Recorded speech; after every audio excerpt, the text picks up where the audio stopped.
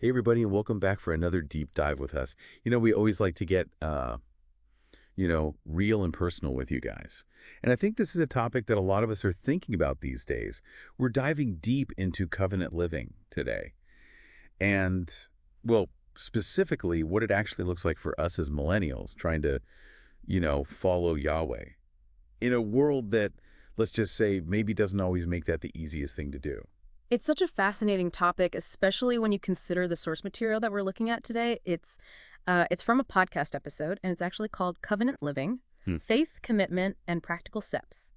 And what's really cool about it is it kind of takes this really ancient idea and somehow makes it super relevant to like the pressures and the temptations that I think all of us face on like a daily basis. Seriously, like I was literally just scrolling through Instagram the other day. Uh, And I saw this influencer talking about how she like manifested her dream life, with crystals and positive affirmations and all that.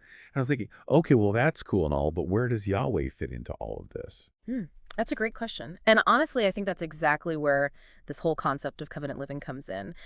It's definitely not about like this vague sense of spirituality or, just hoping for the best and keeping your fingers crossed. It's about something much more powerful, a binding agreement, a mutual commitment between you and Yahweh. And, that commitment comes with some pretty serious perks, but, also some real challenges. It's not always going to be easy.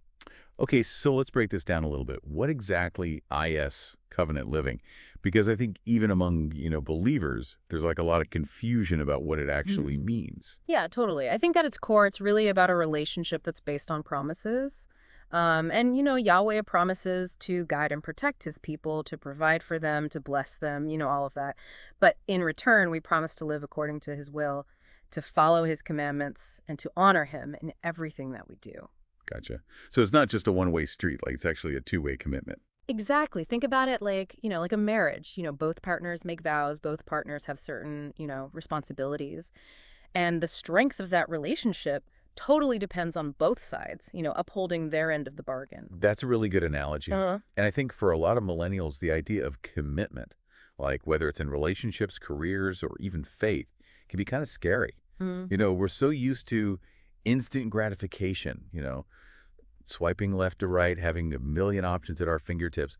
Like commitment can seem like a lot to ask. Absolutely. And I think that's actually precisely why this concept of covenant living is so relevant, even like, radical in the world that we live in today. It's about saying, I choose this, I'm committed to this, even when things get tough, even when, there are other easier or more tempting paths. Okay, I love that. So let's talk about those perks, Yeah. because let's be honest, who doesn't love a good pro list? Like, what are some of the actual benefits of this whole covenant living thing Yeah. that might appeal to someone like me? Just like a busy, stressed out millennial who's just trying to make sense of it all. Right. Well, the source actually highlights some really big ones that I think resonate really deeply with, the millennial experience. First, there's this whole promise of divine guidance and protection. And now this isn't just like some warm, fuzzy feeling, although that's definitely a part of it. Wait, so you're telling me there's actually evidence, like real evidence, to support this? Yeah, absolutely. I mean, there are studies that have actually shown that people with like strong, religious or spiritual practices tend to report lower levels of anxiety and stress. And they also, tend to have a stronger sense of purpose and meaning in their life, which, who doesn't want that? Wow, that is fascinating. It's true, we are constantly bombarded with messages about like self-care and mindfulness. But, maybe what we're really craving deep down Yeah. is that deeper connection, right? That sense of being guided and protected by something, bigger than ourselves. Exactly. And I think, when you really look at the science behind it, it really makes a lot of sense. Faith communities often provide a strong social support system, which we know is super crucial for mental and emotional well-being.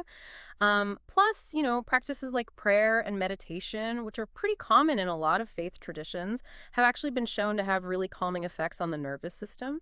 And they can, even help you regulate your emotions. Wow, so you're telling me there's like a scientific basis for like the peace and fulfillment that the source is talking about? Exactly. In fact, the source even quotes, Philippians 4.7, which talks about the peace of Yahweh, which surpasses all understanding. Yeah. And I think when you really think about it, isn't that what we're all really searching for in this, crazy, chaotic world that we live in? Peace that goes beyond logic, beyond circumstances, that anchors us in the midst of it all. It really is. And it's not just, about inner peace either. The source also talks about the benefits of legacy and community, which I think are huge for millennials especially. Okay, yeah, break that down for me a little. What does that even look like in practical terms? Because honestly, finding a sense of community these days, it can feel like, I don't know, like trying to find a decent Wi-Fi connection in a remote mountain village. I hear you. But the source really emphasizes that covenant living, it's about more than just your individual journey. It's about, connecting with something so much larger than yourself, being part of a lineage of faith that stretches back generations and contributing to a future that extends, way beyond your own lifespan. So it's about finding your tribe. Yeah. Like your people, the ones who share your values and beliefs and, can support you along the way. Exactly. And the source gets really practical about this, too. It acknowledges that, finding that kind of community, it's not always easy, especially in a world that just feels, increasingly fragmented and isolating.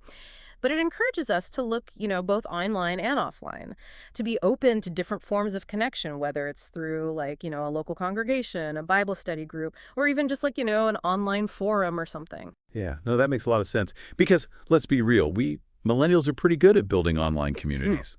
Yeah. I mean, look at the impact of movements like hashtag Black Lives Matter or even hashtag Me Too. I mean, those things started online and sparked real world change. So, why can't we do the same thing, for our faith? I love that you brought that up because it speaks to another point that the source makes about, living your faith out loud. And it's not about being, preachy or judgmental, but it's about letting your actions, speak louder than words. It's about being a positive force in the world and reflecting Yahweh's love and compassion in your everyday interactions. Okay, I'm starting to see the appeal of this whole covenant living thing. But I got to ask, is it all sunshine and roses? Yeah.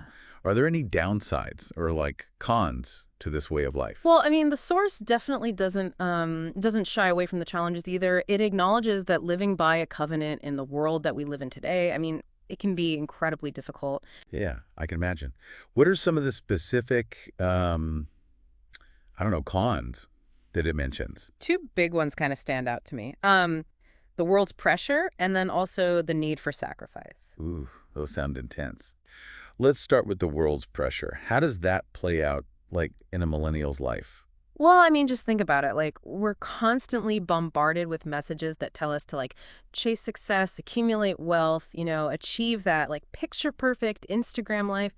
And a lot of times, those messages, they're directly at odds with, the values of covenant living. Right, the whole hustle culture thing, you're supposed to be grinding 24/7, side hustling your way to, financial freedom and always striving for more. But what if that means compromising your ethics or neglecting your relationships or, I don't know. Exactly. And that's where, the world's pressure can really, really test your commitment to the covenant. It takes real strength to resist those temptations, to say no to the quick fix or the easy way out, and to really stay true to your values, even when it means going against the grain. Okay, so how do we even do that? How do we navigate that tension, between the world's demands and the principles of covenant living? It seems really hard. Yeah, that's where I think this whole concept of sacrifice comes in. And I know that word, it can sound kind of heavy and old-fashioned even, but I really don't think it's about,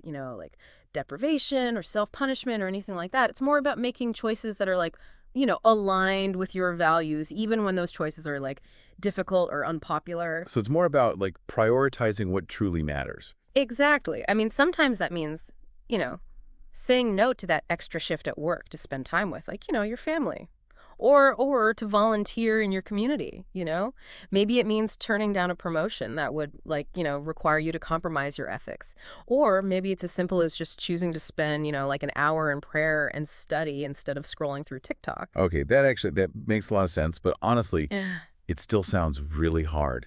How am I supposed to summon that kind of discipline and willpower when I'm, already juggling a million things? Well, the source actually offers a really, powerful example to kind of illustrate this point. Yeshua in the wilderness. You remember that story from Matthew 4:111? Oh, yeah, where Jesus is, like, fasting in the desert and Satan tempts him with, like, all these worldly things, food, power, even, like, a shortcut to proving his divinity, you know? Exactly. And I think what's so striking about that story is that Jesus is just like incredibly human in that moment. Yeah. He's hungry, he's exhausted, he's like facing real temptations, but he resists, Mhm. He stays true to his covenant with Yahweh even when it's like incredibly difficult. Wow, that's pretty inspiring. But I'm still like, yeah, I'm still wondering how we actually put this into practice in our own lives. Yeah. I mean, it's one thing to, admire Jesus's example, but it's another thing entirely to like, actually leave it out in our own like messy, complicated lives. Huh, totally. I Yeah. hear you. It's definitely not easy. But, the good news is that the source doesn't just leave us hanging with all these like, big ideas and like lofty examples and stuff. Yeah. It actually like it offers some, really practical steps for how to actually live out this whole covenant living thing in a way that's, well, I guess like doable for us, regular humans. Right. And I think the beauty of these steps is that they're not, some like ancient out of touch rituals or anything like that. They're actually like incredibly relevant, I think, to like the challenges and the opportunities that, we face as millennials, especially in like, the digital age. Okay. I'm intrigued. Give me the rundown. What are these magical steps? Okay, so the first one, it's like super simple, but it's so powerful, daily prayer and study. But hold on, before you like roll your eyes and think, ugh, another thing to add to my to-do list, just hear me out for a second. Because, the source isn't talking about some like rigid legalistic routine or anything. It's more about like, cultivating that like daily connection with Yahweh and like listening for his guidance and just like, immersing yourself in his word. Okay, I can see how that could be helpful. But honestly, finding time for that in my already packed schedule, it feels, I don't know, almost impossible sometimes. I get it. I totally get it. And I think that's why the source, really emphasizes the importance of setting boundaries. And this is like, I think, huge E for millennials Mm-hmm. who are constantly, bombarded with information and notifications and demands on our time and attention. Boundaries, like saying no to, that extra project at work, Yeah. or like logging off of social media for a couple hours. Exactly. It's about creating space in your life, for the things that truly matter, for those things that like nourish your soul and connect you to Yahweh. It might mean, I don't know, like setting aside some specific times for prayer and study, Yeah. or like designating some tech-free zones in your home, or even just like, scheduling what I like to call like soul Sabbaths, where you just like completely disconnect from the digital world entirely, for like a day or two. Okay, that's actually like really helpful. I love the idea of a soul Sabbath, It's like hitting the reset button on your whole being. What else? Well, the source also stresses the importance of, accountability and fellowship. And this can be a tough one for millennials, especially if you've, had some negative experiences with, I don't know, like organized religion or, struggled to find a community that truly feels like home. Ugh, tell me about it. I've been to some churches where it just felt like, everyone was like putting on a show, Yeah. like they had it all Yeah. figured out. And that's just so not my vibe. I crave like, authenticity and realness and all that. I hear you. And the source, it actually acknowledges that, finding a genuine supportive community can be a journey in itself. But, it encourages us to keep searching, to be open to, different forms of connection, both online and offline. Maybe it's like a small group Bible study or a local volunteer organization, or even, I don't know, just like an online forum where you can just connect with people who share your values and beliefs. That makes a lot of sense. Because let's be real, sometimes you just need someone to, pray with you, to like encourage you when you're feeling discouraged, or just, to call you out when you're like starting to stray from the path, Yeah. Totally, yeah. And that's the power of community, right? It helps us stay grounded and focused and like accountable to the commitments that we've made. And then I think the final step that the source kind of highlights, it's about, living your faith out loud. Okay, that sounds a little scary. Yeah. Do I have to like, start preaching on street corners or something? No, no, no, not at all. It's not about, being pushy or judgmental. It's more about letting your actions speak louder than words. It's about reflecting Yahweh's love and compassion in your, everyday interactions, whether it's through acts of kindness or, I don't know, standing up for justice, or even just being a positive presence in a world that often feels, dark and chaotic. I love that. It's about like making your faith an integral part of who you are, not just, something you do on Sundays or in private or something. Exactly. It's about weaving those, beliefs into the fabric of your life so they become less about rules and rituals and more about a way of being in the world. Wow, this has been like such an eye-opening deep dive. I feel like I have like a whole new understanding of what it means to live a life of faith, not just as a millennial, but as a human being trying to navigate this crazy, beautiful world that we live in. I'm so glad to hear that. And remember, this is just the beginning. The source, it encourages us to keep diving deeper, to keep exploring, the richness and depth of covenant living, and to just discover how it can, transform not only our own lives, but also the world around us. That's so true. So for all of you listening, here's a final thought to ponder as we wrap up today's deep dive. The source, it really challenged us to consider how we can make this whole covenant living thing a reality in our own lives. So I want to ask you, what resonated with you the most? And what practical steps can you take, starting today, to deepen your commitment to this, I guess you could call it this ancient, but incredibly relevant way of life? Keep seeking, keep exploring, and keep the conversation going. And we'll see you next time for another deep dive.